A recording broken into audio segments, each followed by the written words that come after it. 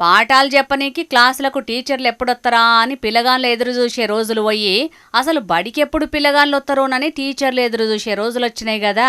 గీడున్న teacher సుతం గట్లనే బడికొచ్చే పిల్లగాండ్ల కోసం కండ్లు కాయలు కాసేటట్టు ఎట్లా ఎదురు చూస్తున్నదో చూడుండ్రి. శ్రీకాకుళం జిల్లా టెక్కలున్న జగన్నాథపురం సర్కారు బల్లె చదువులు చెప్తున్నదట గీ మేడం. అయితే గిల్ల బల్లె అదివరకు 5వ తరగతి పిల్లగాండ్ల దాకా చదువులు చెప్పేదట.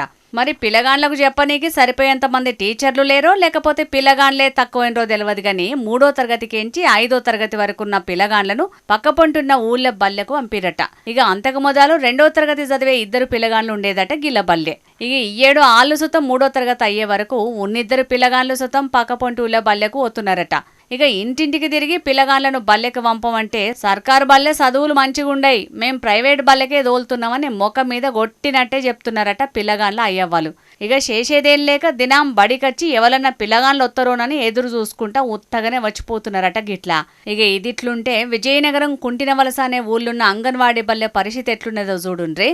మొత్తం పాతవడ్డ బంగ్లా మీదికెంచి పెచ్చులన్నీ ఊసిపోయి కింద పడ్డాయి. గప్పుడే పిల్లగాన్లు పలకలాడబెట్టి తిననీకి పోయిర్రట.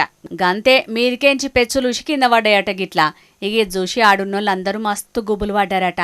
ఇంకా నయ్యం పిల్లగాన్ల కిస్మత్ ఏదో మంచిగున్నది కాబట్టికే కూలిపోయే టైంలో ఆడలేరు గాని లేకుంటే పెద్ద పర్షానే మోపైతుండేనని అనవట్టిరు చాలా మంది గీ ముచ్చటెరకైనోళ్ళు. చూసిండ్రు కదా పబ్లిక్, సర్కారు బల్లల పరిస్థితులు గిట్లున్నాయి కాబట్టికనే పిల్లగాన్లను సర్కారు బల్లెకు పంపాలంటే అయ్య వాళ్ళందరూ మస్తు గుబులు పడుతున్నారు. సర్కారులు ఎన్ని మారినా సర్కారు బల్లె హాలతులు మారతలేవు కదా అని గరమైతురు చాలా మంది గీ ముచ్చటెరకైన పబ్లిక్.